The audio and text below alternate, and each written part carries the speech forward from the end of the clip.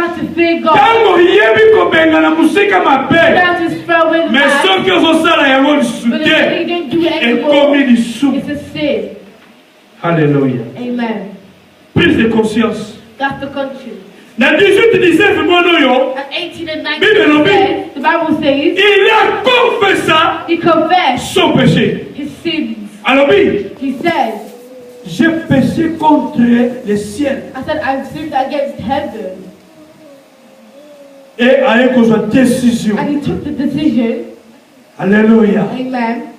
Il ne peut pas confesser You cannot confess sans une décision. without taking a decision.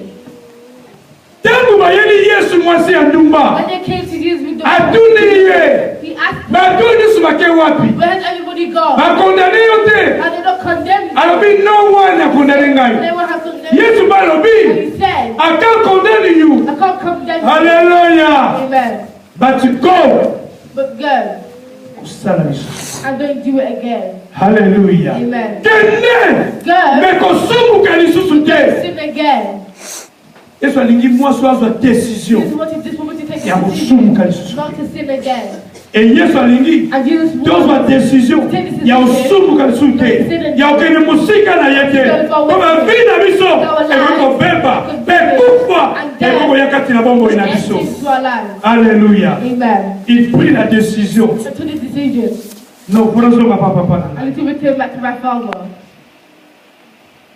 Repentance na ezaki tango. His repentance was at this Mais time. repentance na ezalaki complète. And his repentance was complete. A mesurer gravité à l'isumu na And ye. seen how big his sin Mais a was. confessé yango. And he confessed Mais a une everything. décision. And he took the Ya decision. kozonge pa ya papa na He ye. returned back to his father. La repentance doit inclure ces trois étapes de bloquer le sikoyo. Repentance Repentance eza nzela biloko misato. is the way of three ways. Nzambe anaposa to se repentir. God wants us to repent.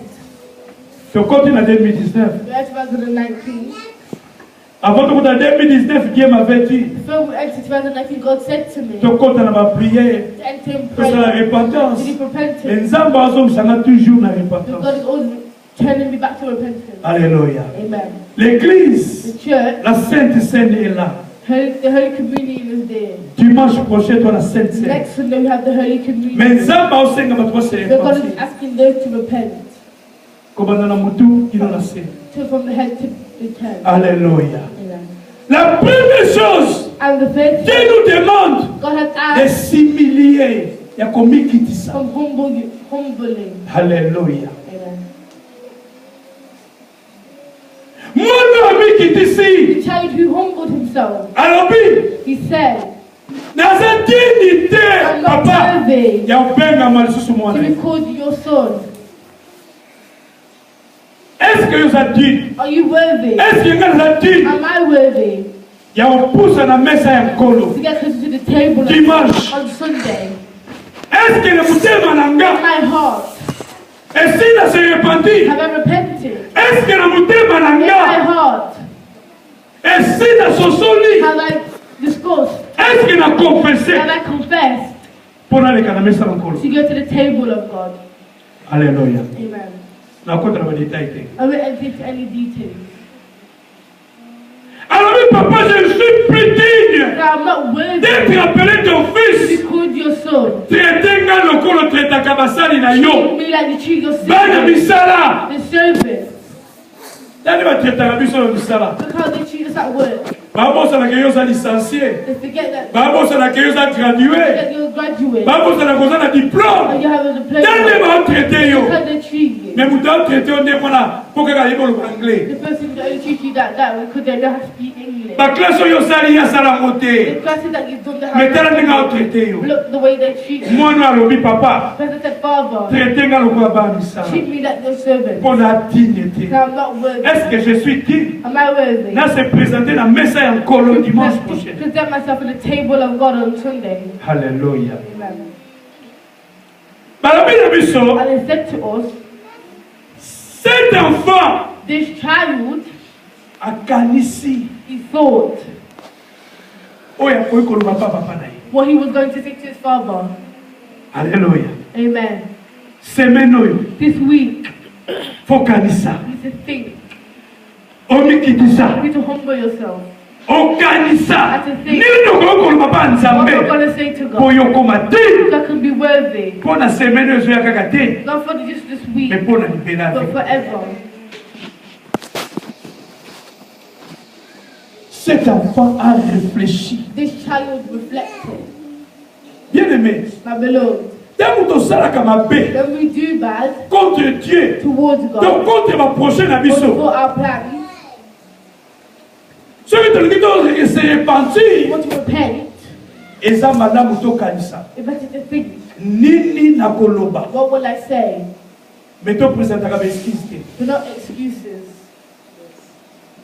Moïse Moses, yana makambo ebele nzambe abomaki ye. there's a load of reasons why God, there's a load of reasons why God could have. Moïse naponi yo. Moses, I've chosen you. Papa nayebi oloba te. I don't know how to speak. Alléluia. Amen. Moïse donnait Dieu des excuses. Moses C'est gave comme God a bien. lot of excuses. Obibise ebele. You can get a lot. Empêche de voir. I'll give you a homework.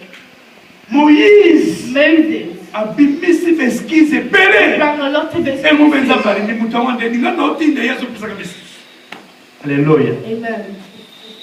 Tangu tosalaka mabe, When we do bad, tolukaka baeskise. we look for excuses. Tonakomisa mabe wana ya Fernanda. We do it to Fernando. Yes, And excuses then Fernanda. he can do it to me. Mais oke nzambe But God agiste is juge. the right judge. Ayebi He knows nani asali mabe. who did it. Mais nzambe olingani. But what does God Nous want? doit reconnaître The person mabe to na ye. know what they've done. Tangu na reconnaître When I know, nde na kosala confession ya that's malamu. how I confess. Mais tangu nazosala When I'm baeskise making a lot of excuses, nasala confession ya I malamu. won't do the best confession. Alléluia. Amen. Premier point, humilie-toi. You need to humble yourself. Et deuxième point, réfléchis. You need to reflect. Kanisa, nini yo kolobisa What nzambe. will I say? Comme si on prière na Angola. One day I went to pray in Angola, Nzambe abina biso pour confesser les lois église pour m'essayer groupe de prière. and God Et told puis, us groupe de that prière. everyone had to confess. Nzambe alobi, mutu nyonso komanda na pasteur na bino, leo na pasteur te, berger na bino. Your leader, Mutu nyonso akokonfesse liboso, batusi bayoka mabe na yo. everybody had to come to the front and confess the bad. Nzambe abina biso nde mwana. And Na God told us Angola, that in Angola, c'était en 1992. 1992. Hier. Frère Mokaye. And this was Nzambe yo yebi. God, you know. Oyimba You benanga. know all my Nzambe bad. alobi, ouais, na yebi. God said, yes, I Mais know. Loba. But you need to say it. So batulu sur la prière, base bayoka. Everybody in the prayer, they just want to listen. Moko moko alega liboso. Everybody who had to come forward. On a plus de ça. There was more than a Depuis week. maka 23h je vois je crois. And we came out at like 11 o'clock. Nzambe yo moko yebi. God, you know. Nzambe biloba osalaki na province. So tell me what you did in the province. Soko lobi yango te. If you don't take it, Moi sino akovivre. that woman, Moi sina yo ndako vivre moi. the woman, your house will live in here. Alléluia. Amen. Nakota détail. I won't enter into that detail either. Aloba te. And he never said. Tango bitumbe bazana nonante. And when the battle came, Bakamba leve moi sina. they took his wife. Mais Nzambe. But God, Essaye moi sur. he saved her. Mbala bandi wole. And he started crying. Tango ale moi sa mona takeli n'a pas pasteur. Now she went to, Ake and the woman went confesser to, and she went to après une confess année. after a year. Mais Nzambe a protégé avec moi sur là. God Basala protected that kelo. woman and they never did anything to her. Alléluia. Amen. Nzambe biloba. And God said to confess. Kopesa biskis te. No, just don't give excuses. Kolinga kobomba lisumu te. Don't like to hide your sin. Kolinga kobomba likambo Don't esala like pasi to hide te. the things that pain Soki you. likambo esala pasi. Because if you love me, Même pour l'église na bino. for your church, Même pour la pasteur na for yo. your pastor, Mama telema. to stand Kende. up Kuta na ye. and Loba na speak with ye. them, speak with them. Amutu. Their person, Soka boko yoka yo. if they didn't want to Nzambe listen, omona yo. God saw. Lobi so bon wante nzambe obimse la poisse. And if God did not, if he did not change, God will bring him out. Nzambe soka bimisi bosali na poisse. If God had brought someone out, Nzambe akomi na suka. God had come to the end. Et puis Nzambe atikila keta. And God left them Ya moni alone. Nzambe As you see, a mettre God, ya temps. He's Ya the master of circonstance. time and Atikila biso circumstance. temps. He gives us the time. Nzambe abimisa biso na poisse God kote. didn't Non. just share us out to the world like that. He's sending you a message, but you're not listening. Mais Nzambe alingi biso mingi koleka biso moko ana besoin tobimisa oyo ezosala biso pasi. S'il y a quelque chose qui te fait mal semaine oyo yaya bimisa. S'il s'agit d'écrire, olingi poste what postal ya adresse ya pasteur. Faites one Pitcairn Close. NG2 2FY. Et NG2 2FY. 31 Pitcairn Close. Comment on va commander Tinda et comme. Just write. You didn't write your name. Alléluia. Ou bien Tinda na Mav 30 Mav code. NG2 2 4 PF. Alléluia. Et comme. Alléluia. Nzamba la posa. God wants. Ou bimisilo ko isa passe. Take out what pain. To become free. Free as solo. Free of just. Amen. Come by. Il a confessé son péché. Confessed his sin. Honnêtement. And then today. Na moment on est toujours à pardonner à solo. In that moment we get the true sorry. Alléluia. Pendant ma verset moko. Quickly. On passe sur ma tangeli biso Psaume 35. Psalm 32:5. 35. Balobini.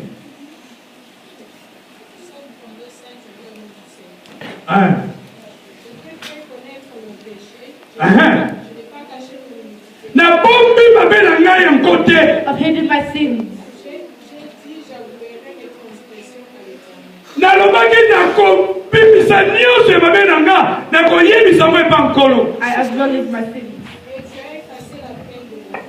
Et yo opomi nyonso ya pasi ya masumu na ngai. Alléluia. Amen. Amen. 1 Jean 9. Ba. Balige. Na mutu poko loba na yo. Onga na baba na mutu. 1 Jean 9. 1 John 1:9.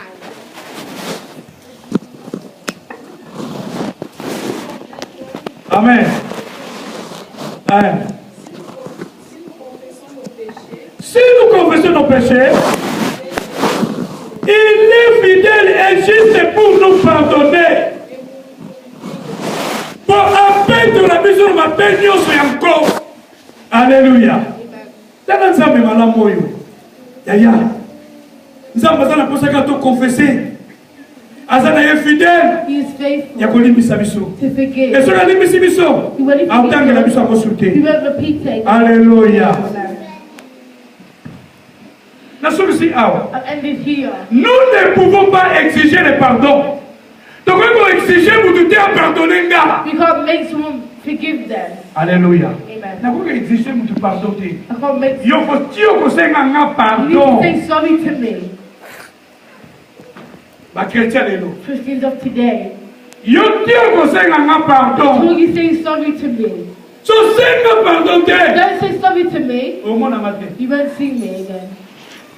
I won't help you.